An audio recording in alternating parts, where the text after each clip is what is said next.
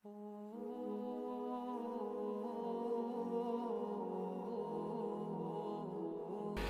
کی نئی نئی دوستی ہوتی ہے تو حالات اور ہوتے ہیں، تو 6 مہینے کے بعد حالات اور 6 سال کے بعد اور ہوتے ہیں، اور پھر جب وقت بیت جائے تو پھر معاملات. لیکن آپ کو استقامت دکھانی ہے، ڈٹنا ہے، کھڑا ہونا، مسائل کے سامنے رکنا ہے. مسائل سے بھاگ جانا، نظریں چرانا، میرا گھر میں دل نہیں لگتا، میں کہیں اور رہوں گا، میں ملک میں نہیں رہوں گا، میں ان رشتہ داروں کے بیچ وقت نہیں گزاروں گا، یہ انداز ٹھیک نہیں. اسلام نے گوشہ نشینی کو ناپسند کیوں کیا ہے؟ رہبانیت کو ناپسند کیوں کیا ہے؟ سارا کچھ چھوڑ چھاڑ کے، حقوق چھوڑ کے تنہائی میں بیٹھنا، رہبانیت کو کیوں ناپسند کیا؟ لوگوں کے بیچ رہو، ان کی تکلیفوں پر صبر کرو، ان کی طرف سے آنے والے دکھوں کو برداشت کرو، اور میدان میں رہو اور ڈٹنا سیکھو، اور ان چیزوں کا خیال. آپ دیکھیں نا، قرآن مجید کا ایک مقام ایسا ہے جس میں اللہ تعالیٰ نے نا حضور کو گنجائش دے دی. یعنی ہمیں اگر گنجائش مل جائے، کرو چاہے نہ کرو، تو فٹافٹ لوگ گنجائش پہ عمل نہیں کرتے. بھائی نفل چاہے بیٹھ کے پڑھ لو، چاہے بیٹھ کے پڑھنا تھا نا تو سارے بیٹھ کے ہی پڑھتے ہیں، اللہ ماشاء اللہ تھوڑوں کو چھوڑ کے. مسواک نہ ملے تو چلو انگلی استعمال کر لو، مسواک نہ ہو تو اب کیا ہوتا ہے؟ زیادہ تر انگلی استعمال کر لیتے. ہم گنجائش پہ جلدی عمل کرتے ہیں. لیکن حضرت عائشہ صدیقہ رضی اللہ تعالی عنہ فرماتی ہیں کہ اگر امت کے حق میں احکام لینے کی باری آتی تھی تو حضور آسانی کو پسند کرتے تھے. آپ کی توجہ ہے میری بات پر؟ لیکن جو اپنا معاملہ تھا نا حضور کا اپنا، اس میں جو استقامت کا حسن تھا وہ بڑا دیدنی ہے. اللہ تعالیٰ نے نا نبی پاک علیہ الصلوۃ والسلام کو فرما دیا کہ ان الذین کفروا سواء علیہم اانذرتہم ام لم تنذرہم لا یؤمنون. میری طرف دیکھ رہے ہیں آپ؟ فرمایا محبوب بے شک جن کی قسمت میں کفر ہے، آپ انہیں ڈرائیں یا نہ ڈرائیں وہ ایمان نہیں لائیں گے، ان پر برابر ہے. آپ انہیں ڈرائیں چاہے یہ وہ لوگ ہیں جنہوں نے اتنا کفر کیا ہے کہ اب اللہ نے ان کے دلوں پر مہر لگا دی ہے. اب آپ ڈرائیں نہ ڈرائیں سواء علیہم، ان پر برابر ہے. صحابہ نے حضور سے پوچھا یا رسول اللہ، آپ کو اللہ تعالیٰ نے کہہ دیا ہے کہ یہ جو پکے کافر ہیں نا، جن کی قسمت میں کفر ہے، جنہوں نے اپنے حق میں مہریں لگوا لی ہیں، ابو جہل ہے، ابو لہب ہے، آپ کو اجازت ہے ان کو ڈرائیں چاہے؟ تو حضور کیا کرنا ہے؟ تو نبی کریم علیہ الصلوۃ والسلام نے پتہ کیا فرمایا؟ فرمایا مجھے میرے رب نے روکا نہیں، اور کہا ہے سواء علیہم، ان پر برابر ہے. مجھے ڈرانے کا اجر ملے گا، لہذا میں انہیں ڈراتا ہی رہوں گا. حضور پیغام حق دیتے ہی رہے، نبی پاک علیہ السلام پیغام دین دیتے ہی رہے، اور حضور نے پہلے دن جو نعرہ لگایا تھا نا، دین میں آ جاؤ، وہی نبی پاک علیہ السلام کا نعرہ ہمیشہ موجود رہا. حضور نے صحابہ سے فرمایا کہ جب تم میدان میں چلے جاؤ، جنگ میں آمنا سامنا بھی ہو جائے، صف بندی بھی ہو جائے، تلواریں نیام سے باہر بھی نکل آئیں، پھر بھی پہلے لوگوں کو دعوت دین دینا. اگر کلمہ پڑھ لیں تو پھر ہمارا ان کے ساتھ کوئی جھگڑا، ادھر دیکھیں جی، پھر ہمارا ان سے کوئی جھگڑا. اپنی زندگی میں استقامت پیدا کریں، مضبوط رہیں. ہمارے بچے نوجوان ایک کام شروع کرتے ہیں، 6 ماہ کے بعد دوسرا شروع کر لیتے ہیں، پھر اگلے 6 ماہ کے بعد ان کا پروگرام کوئی اور بن جاتا ہے، پھر 2 سال گزرتے ہیں تو کہتے ہیں میں اتنے کام ہی نہیں کرنا، میں باہر جانا. او بھائی تو کہیں ٹھہر تو صحیح. اگر بندہ استقامت سے کرے نا، میرے ابا جی کہا کرتے تھے او وٹا بھی کلے پیار ہوئے تو پارا ہو جاتا ہے. اور شرط یہ ہے کہ کہیں ٹھہرے تو صحیح نا، اس کے ساتھ بھی مٹی آ کے تھوڑی تھوڑی لگ جاتی. زندگی میں استقامت ایک سبب. دوسری بات یہ، استقامت کس کو نصیب ہوتی ہے؟ جو بندہ بردبار ہو، حلیم الطبع ہو، جلد بازی نہ ہو، طبیعت میں کوئی ٹھہراؤ ہو، کوئی سکون ہو.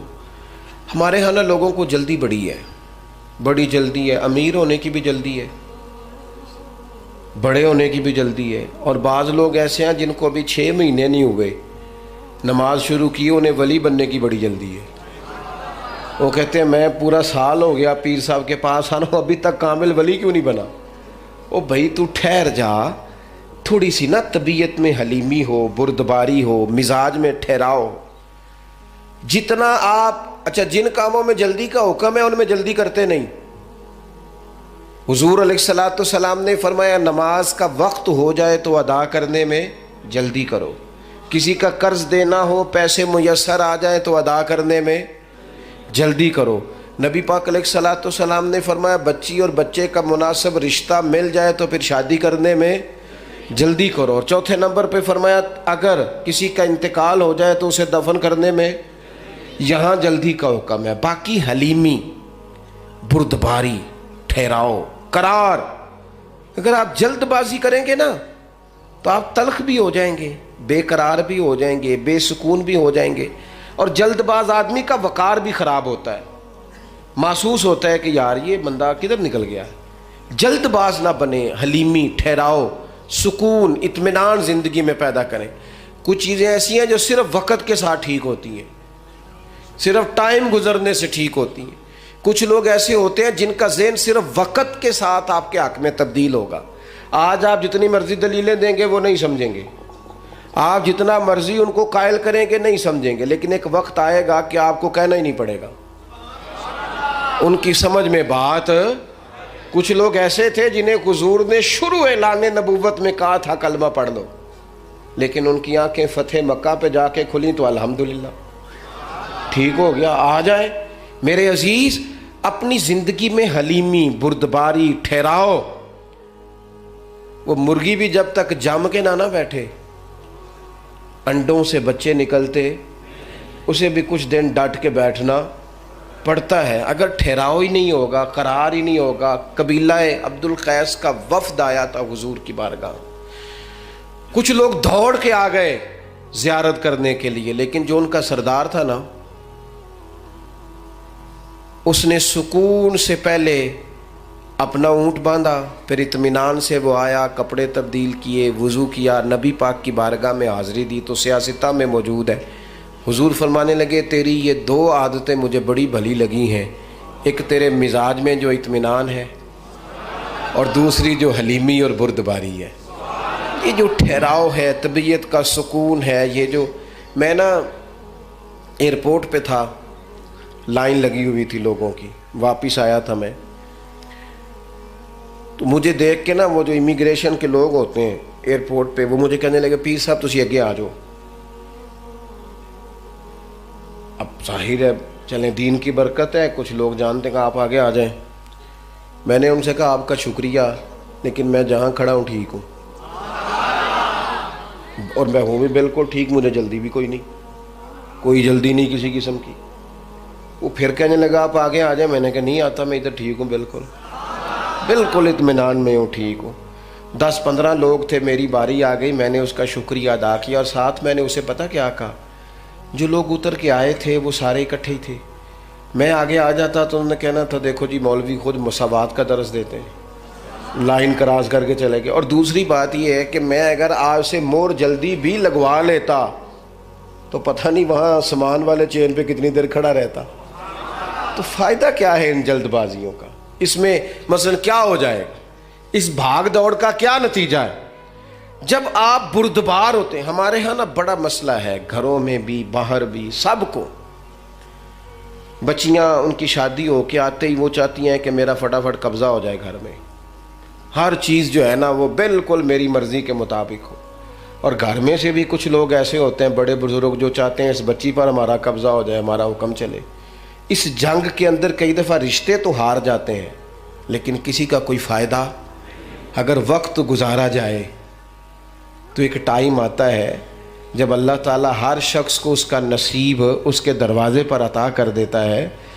حلیمی, ٹھہراؤ, حوصلہ.